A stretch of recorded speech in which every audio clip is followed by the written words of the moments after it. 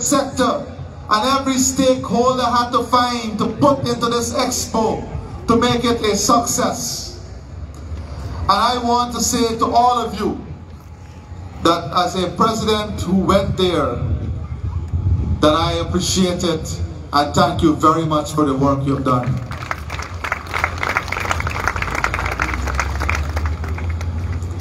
Today, I want to speak to you briefly, but as long as it will take,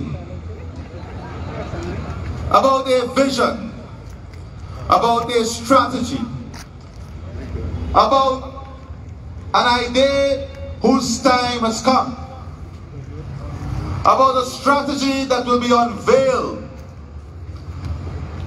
that will position Guyana among the best of nations, where good governance, prosperity, dignity, pride, and honor is supported only by humility. This is a nation that we will build together. This is a nation that we will exert our energy together to construct,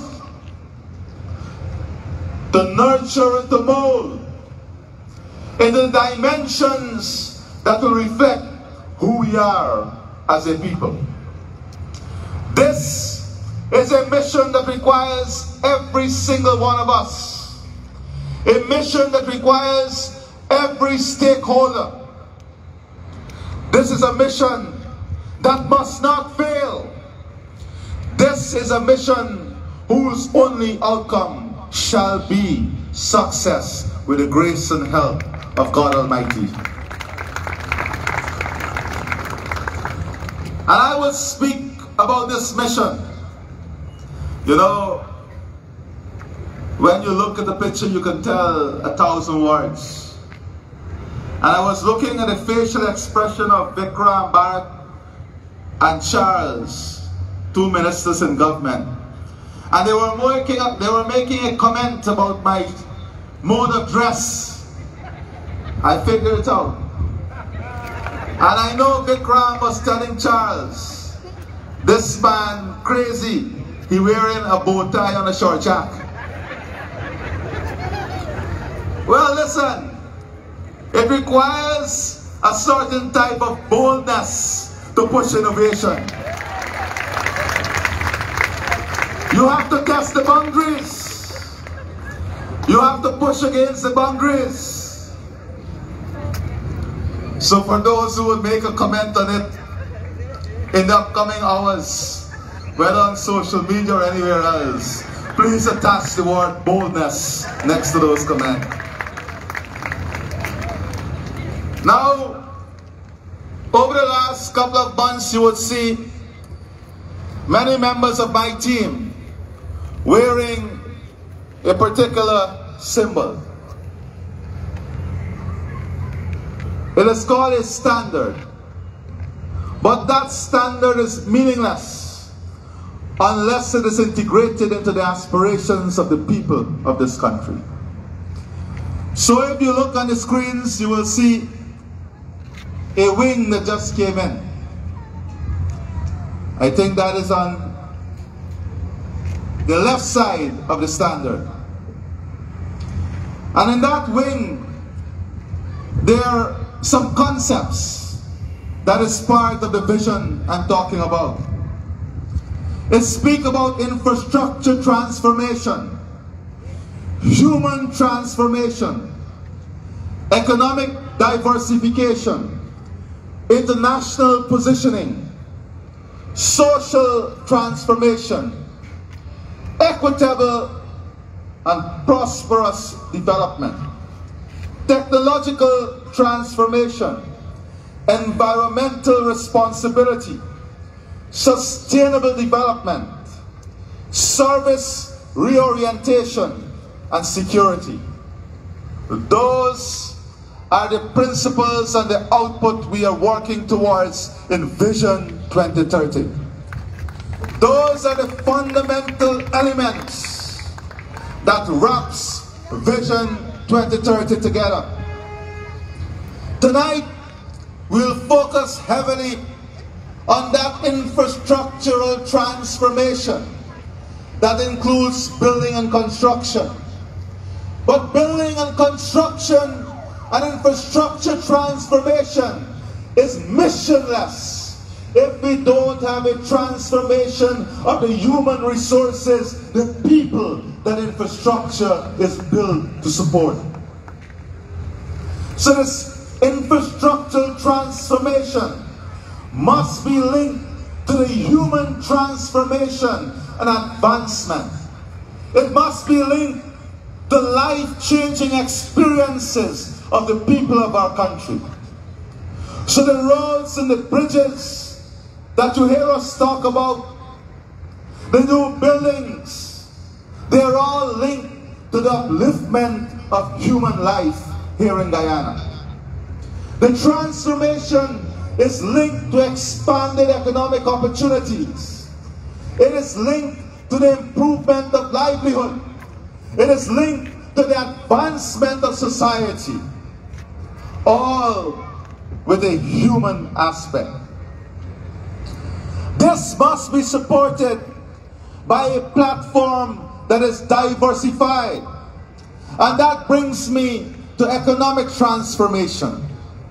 Economic transformation is about positioning Guyana to be the best in the region in food production, food security, understanding what is food engineering, and ensuring that our agricultural plans are critically integrated into the infrastructural transformation, and our human resource transformation is linked to the transformation in agriculture.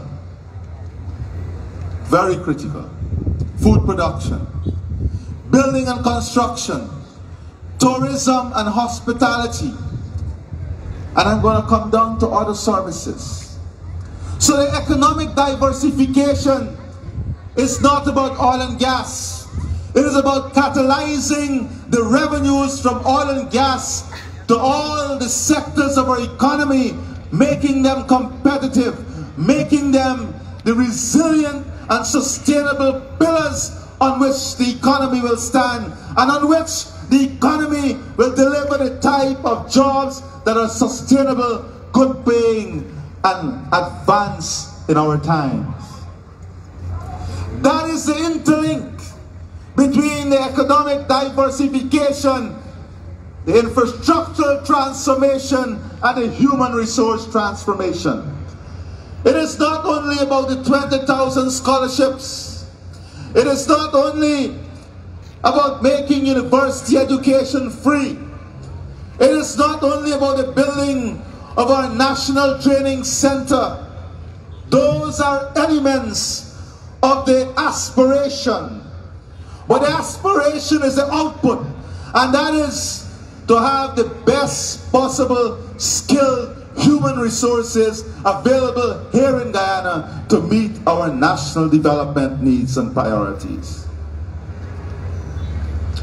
All of this will be done and executed on a scale never seen before in the history of our country. And when I speak about scale, it is not only scale in a quantitative manner. It is positioning our development to be ahead of others. We cannot approach the development path in a straight line. It will take us too long. That is why we are bringing the best in class. We are following the best possible practices, and we are moving way ahead of our time. We are positioning Guyana in an international construct that is second to none. Our healthcare system, powered by the best. Our education system, powered by the best. Our governance system, powered by the best. Our construction sector, powered by the best. We are going to be a leader, and we must prepare ourselves to be that leader. We must not see ourselves as developing by following.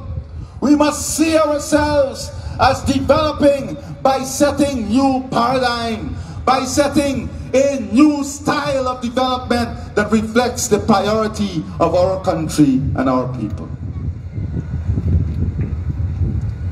When we speak about building and construction, it is not only something that is physical, it is something much more than physical.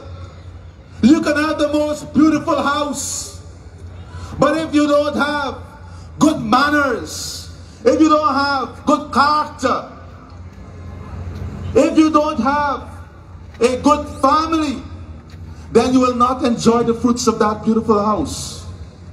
So building a country, constructing a country is also about constructing our character. It's about constructing who we are. It is about understanding who we are. It is constructing an identity for our country. It is constructing an identity for our society.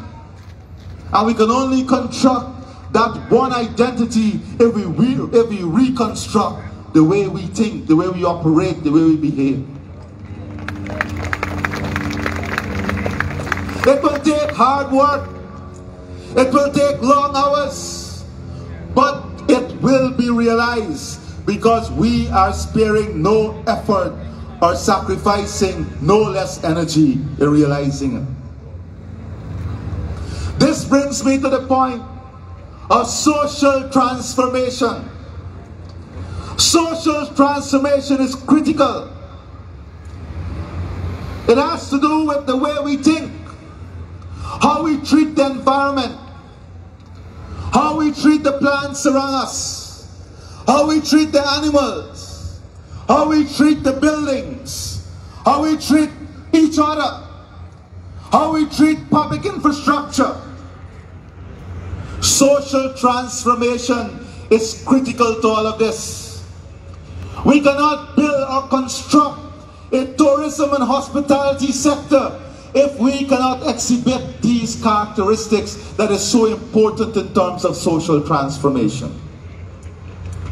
Social transformation, unfortunately, is not physical, but it is the most important element that gives value to the physical transformation. Unless we have social transformation, we cannot enjoy the fruits of physical transformation that you see here in this building Expo. The transformation that comes must be done in a way that ensures equitable and prosperous development. Prosperous and equitable development must come with a true understanding of the needs of the people, with a realistic understanding of what we can achieve and how we can achieve it. But more importantly, equitable transformation that leads to prosperity comes with justice. The system must be built on social justice, in which we see each other as human beings, in which we see each other as part of the Guyanese family. And not when we see each other, the first thing we see is an Indo-Guyanese, an Afro-Guyanese, an Amerindian, a Chinese. The first thing we must see is we are part of the Guyanese family. We are part of a unified family. This is an important element of achieving what equitable and prosperous development can bring to us. Equitable and prosperous development is capitalizing from those who have resources and using that to empower those who don't have.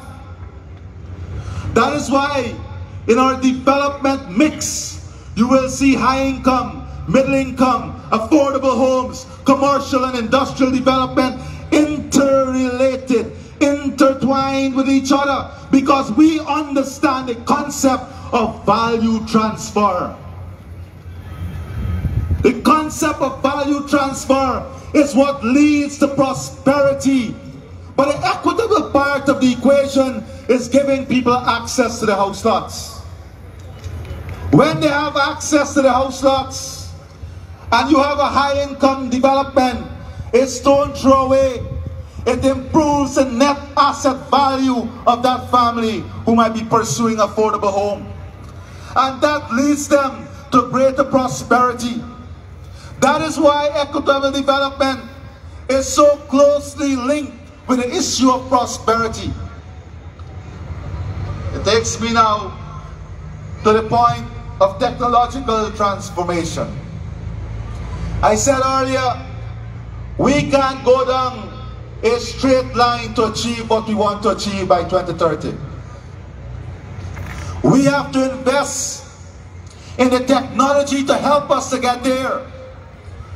Only 2 days ago, well not 2 days ago, yesterday, I had a meeting with developers, builders, and they said to me, we cannot find labor. We cannot find labor. An important part of the building out of Guyana. We know that this will be a challenge. That is why we have to embrace the type of technology that will advance the work and not slow us down. If you think we are going fast, I have news for you. We have to step on that accelerator much, much harder. We can only achieve this by investing in technology, by embracing technology.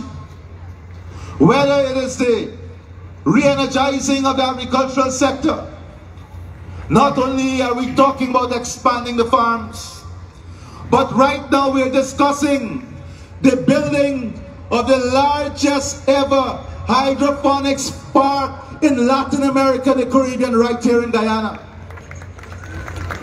Bringing the best technology, and guess what? Owned by the next generation of Guyanese, the young people of our country. This is how we're going to create wealth. This is how we're going to invest the revenues to advance the cause of prosperity, to open up new opportunities, and to deliver a better life for the people of Guyana. This brings me to the concept of environmental responsibility. We will do all of this. We will do all of this. We'll build the gas to shore project, the whales development, the industrial development, the agro-processing. We will do all of it, but not at the sacrifice of our environmental credentials. Our forests will continue to be a tool to be deployed for the good of global humanity. But that tool comes with a cost, and we are pursuing every single market, every single opportunity to realize the value of that tool we deploy to save humanity. And this is the concept of the low carbon development strategy. Maximizing the benefit from every aspect of our natural wealth. We cannot advance a country unless we maximize the benefit from all our natural wealth.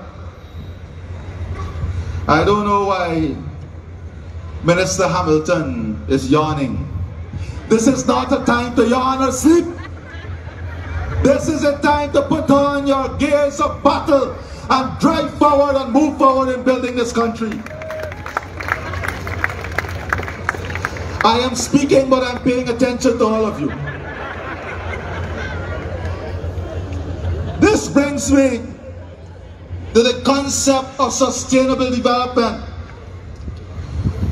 Sustainable development is about finding the balance. Whilst we go after the rapid build-out of our oil and gas sector, we have to find a balance. A balance that is second to none. A balance that reflects our priority on food and security, on food, on the environment, on building and construction, on ecotourism, on environmental services, ecological services, biological services. That is the balance that sustainable development brings. And sustainable development is about utilizing to the optimum our national asset. And fresh water is an important national asset. And we cannot continue to dump the fresh water from the Conservancy into the Atlantic. That is why we are pursuing a path to convert that water into treated water to supply the east coast of Guyana. That is what sustainable development is about. Now this brings me to an important concept. Each one of us must become a servant. Each one of us must give to every single one the best service we can. Not only government services, but banking services, manufacturing services. We have to become a people and a country that understands the value of good quality standard services.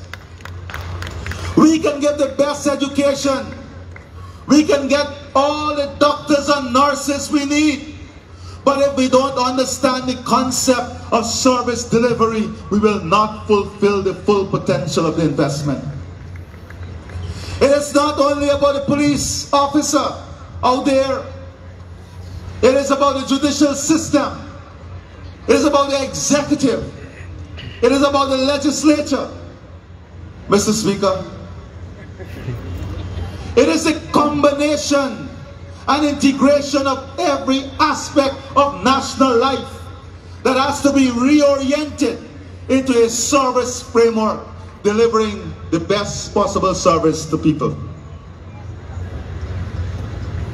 All of this must be supported, Jerry, on a foundation of strong security. Security is fundamentally important to the development trajectory of Guyana. That is why we're investing in the technology, we're investing in the human resources, in the equipment, in the partnership that will help us to have the best possible secured environment to boost the growth and development that I speak of. Now I move to the right side of the wing. And you will see,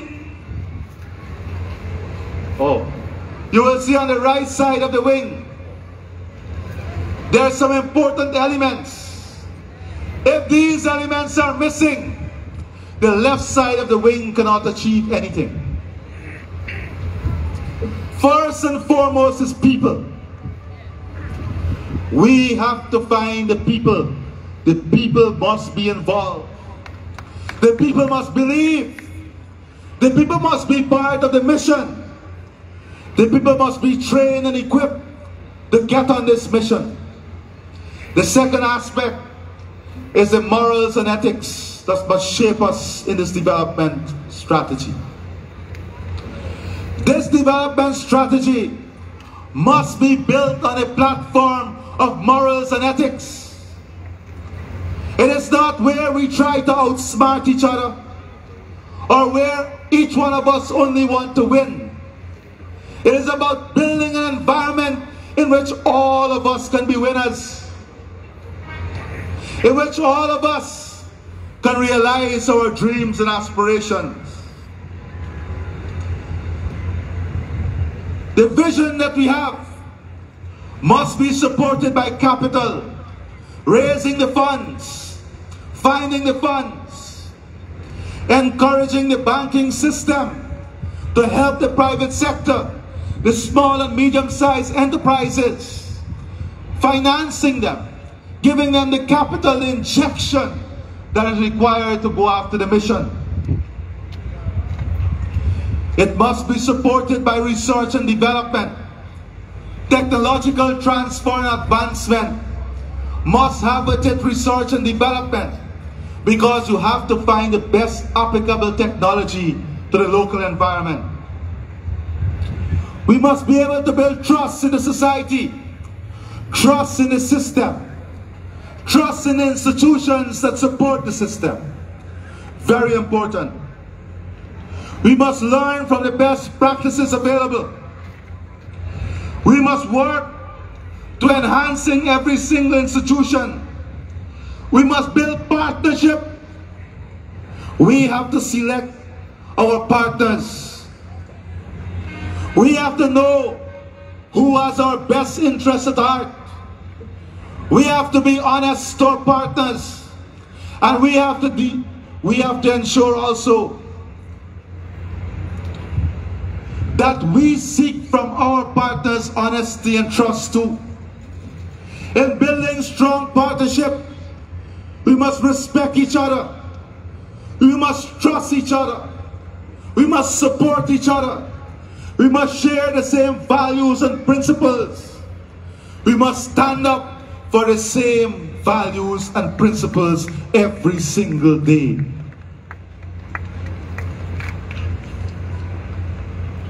Governance is critical. Not only governance at the central government level, but governance in the private sector. Governance at every single layer of national life. Whether the CDC, the NDC, the RDC, the Two-House Council, governance is critical to the achievement of the vision. Good governance. In building this country and shaping Guyana 2030, the cultural heritage of our people must be reflected. It must be safeguarded. We must not lose who we are. We must not lose who we are. We are not a country that is rich with oil and gas. That is not who we are. We are a country with a people who are humble, hospitable, and love the world equally. That is who we are. You're not going to go far from me. That is who we are. Let us not for one moment change who we are. Change the bad habits, but keep the foundational principles of who and what makes us Guyanese. Important in supporting this vision also is a safety net, ensuring that the vulnerable in our society, the voiceless, even the animals, the future must be built on a platform that supports every single person, every single part of what constitutes national life. So the safety nets that we put in place is critical in safeguarding all that we do. Very critical in safeguarding all that we do. All of this is supported by the Crown. Many of you will see this as a symbol of the office of the President or in a press conference. But what we wanted to represent here, it is prosperity, dignity, and pride. We must be able, when we speak of this vision, when we take this vision forward, we must be able to do it with dignity and pride. Pride does not mean you must be arrogant, but pride means that you must lift your heads up in glory, knowing that you are Guyanese, loving that you are Guyanese, and wanting the world to know that you are proud of being Guyanese. Because being Guyanese is about dignity, it's about prosperity, and it's about honor. All of this in Vision 2030. Hey, something is going on. In Vision 2030 must be supported or must be rooted in a strong foundation. It must be rooted that no hurricane can take it down. It must be rooted in the soil of prosperity, rooted in one Guyana, the foundational root that will develop this concept. And that root has with it the aspects of humility, unity, and hard work. Those are the nutrients that hold the root, one Guyana, together. This is visually, I try to keep in conformity with the mission of the Building Expo, bringing visual reality to what we speak of. This is the concept that I speak of. Now I wish to turn my attention to my speech. Ambassador Sarah Lynch, you don't have a flight tonight. Don't worry, I won't be long. Let me start from the short notes.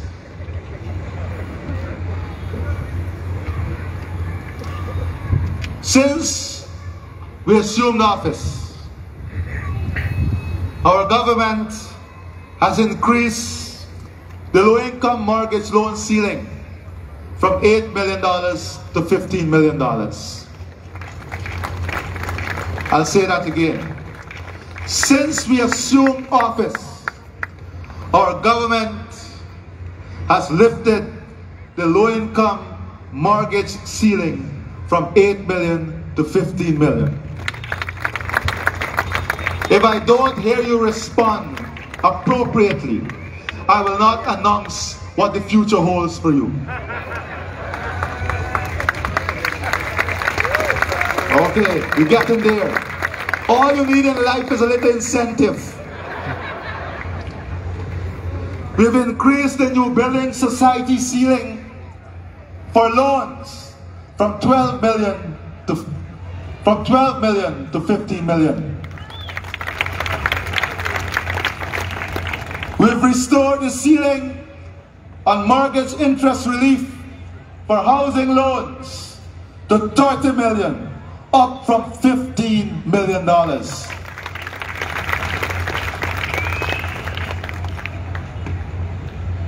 We have assisted new homeowners on securing the financing through a one-stop window. We have assisted homeowners in the construction of septic tanks. We have helped them in building core homes. We have zero-rated VAT on construction materials, including stone, locally produced pre-stressed concrete piles, locally fabricated steel beams for building construction, locally manufactured roofing and PVC products for building construction, and more recently, we have removed VAT on building cement, sheetrock, and concrete boards. Let me hear you. This is a government and system at work for you. Do you understand what we're doing, or you want me to go into the details? What you say, Ambassador Fernando? We should go into the details? Okay. Building the future is about investment in many areas. I have here a list of all the areas and all the works that we've already awarded. Whether it's the $260 billion contract for the construction of the new Damra River Bridge, the $190 million contract for the upgrading of the Linden Mabura Hill project, the $106 million contract for the Ogle to Eccles Road link, the construction of the Quarantine River Bridge, which is on the way, the design and construction of two major highways, easing traffic along the East Bank corridor, the new 4-lane highway from Crane to Schoonard, the $2.4 billion worth of contract for culverts and bridges in New Amsterdam to Molson Creek, the $3 billion worth of contracts for the construction of 32 bridges from Linden to Lethem. And I can go on, but I will not bore you.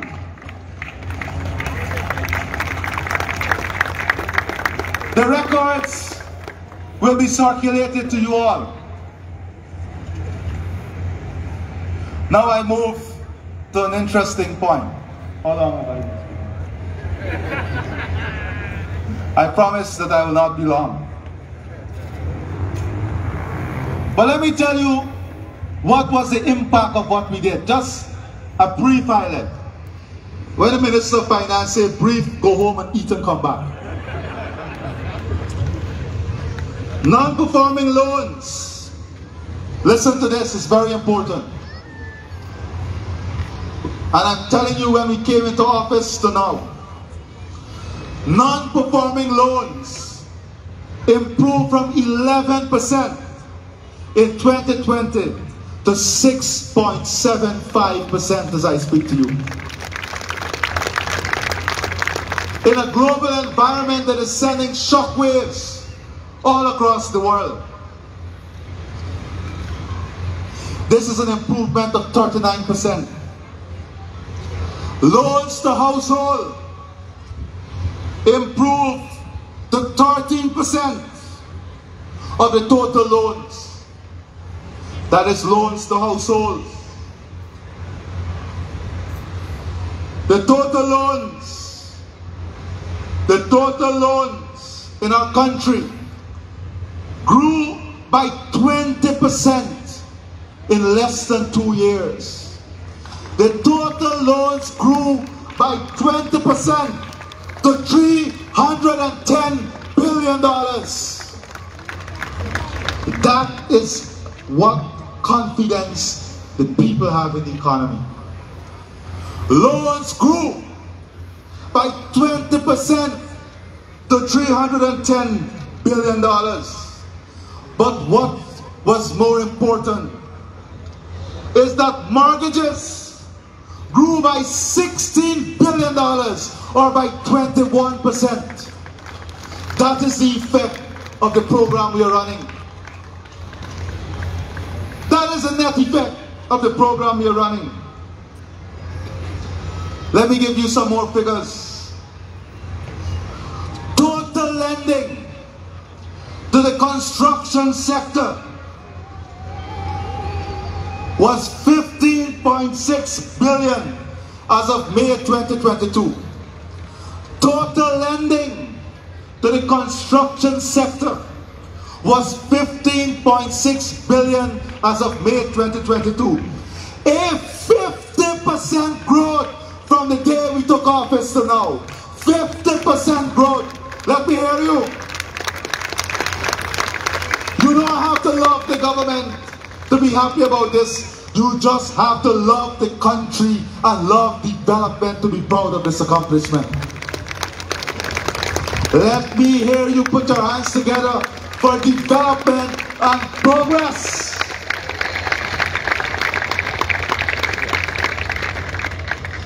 Now I come to some important matters. We are not satisfied with all of this. I told you we'll press a bit more on the accelerator, or in the countryside where I come from, we say we can X it up. You know what is the X? High Commissioner? Jane? The X is when you press hard on the accelerator. So if you go to West Coast, Paul Chung will tell you, if they want to go faster, they will say, put your foot down the X. Okay? In order to continue the aggression in the housing sector, and in order to make home ownership more affordable, and in order to lift more Guyanese out of poverty, and in order to increase the net worth of every single Guyanese, I wish to announce the following. I didn't hear you.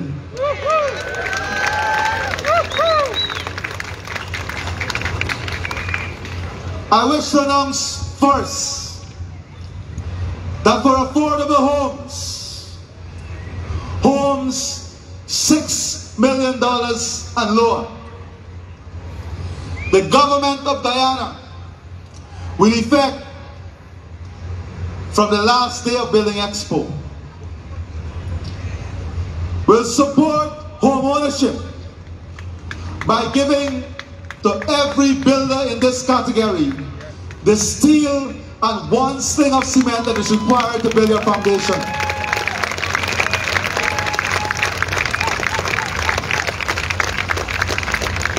I will go over it slowly.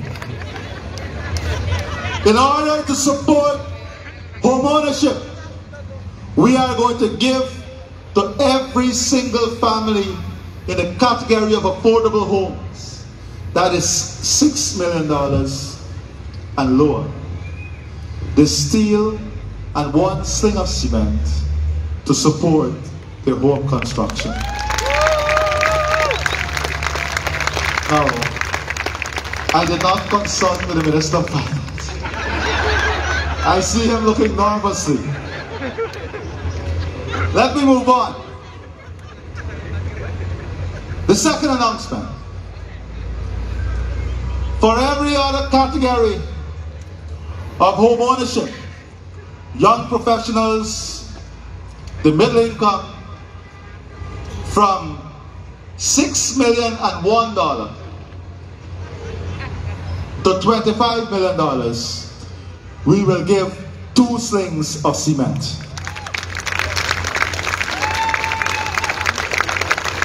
You hear me? For every other category up to $25 million, from $6,001,000, we will give 2 slings of cement. Now, I want now to pause, and I want to congratulate the banks. You've heard me over the last couple of months sharing some licks on the commercial banks in local term, but in my own mind it was encouraging them. The commercial banks has been tremendously responsive to this expo. From putting up GBTI, I heard is giving away a free car. Tell me what I need to do to have my ticket in the mix. Whether it is Demerara Bank, Republic Bank, GBTI, Baroda, Citizen Bank, did I miss any? Scotia Bank. Somebody from Scotia Bank here? I want to say that you have been responding. And to demonstrate how responsive they are, in consultation with the banks and understanding what we have just done to further expand our housing program, the banks have agreed that there will be no percentage requirement for loans below $6 million because of this policy of the government. So you don't have to find the 10% and 20%. Let me hear you.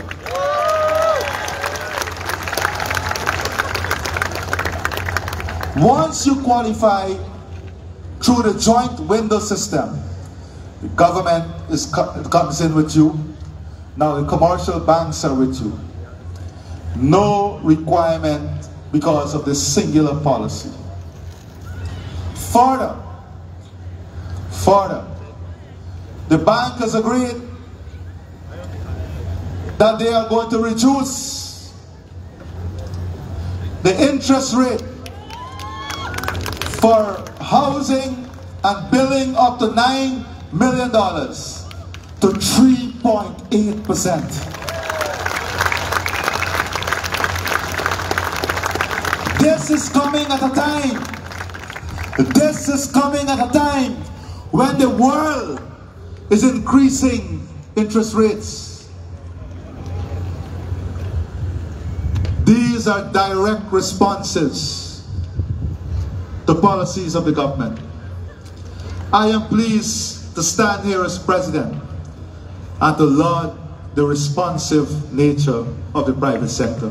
I congratulate you. My dear friends, The journey to prosperity has begun. The journey is powered by one vehicle, one Guyana. Whether your political views are aligned with the government or not, you have a seat in that vehicle. I urge you, ignore anyone who tells you not to take that seat. Claim your seat in this vehicle. Sit tight and embrace the prosperity that will come your way. Let me hear you. You know what? Maybe I should try what the church tried. The church will say, stand and give thanks. We all have to give thanks to God. But I just want you to clap and give thanks to the private sector and all those who work every single day.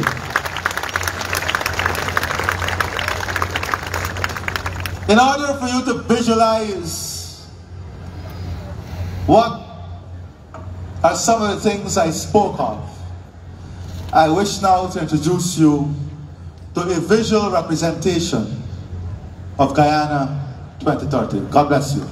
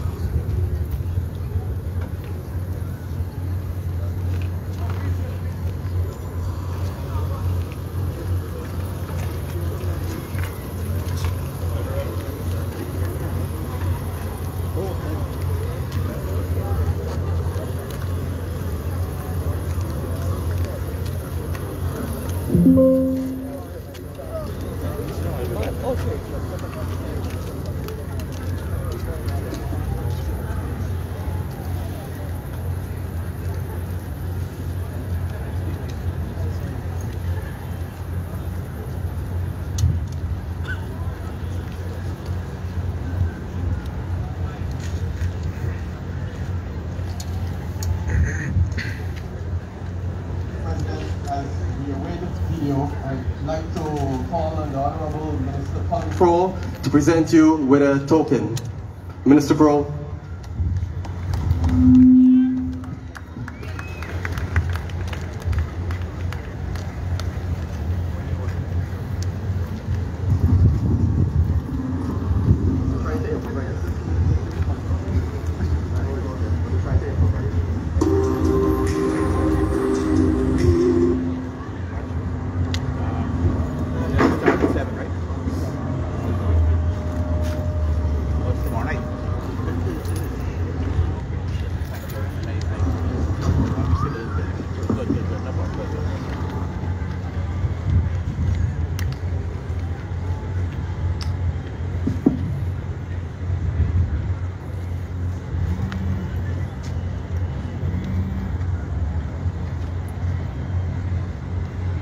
Mr. President,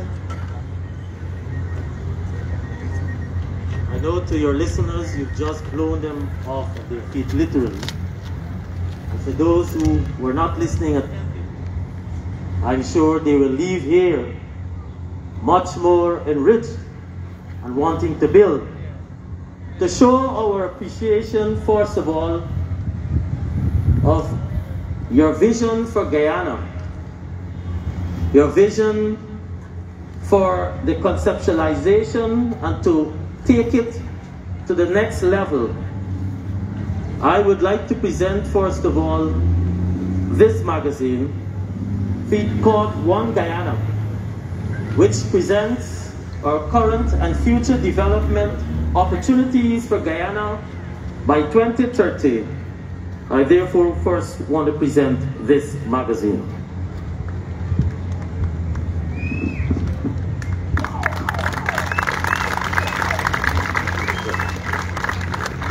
And in recognition by the guidance and the commitment you've given to us in ensuring all of us at the Ministry of Housing and Water and the Central Housing and Planning Authority in encouraging us to pull off this expo. I know we've had many planning meetings, and for all of us at the leadership level, this is our first time we've been involved in such an activity. I want to therefore show our appreciation for your guidance and leadership in this building, International Building Expo 2022.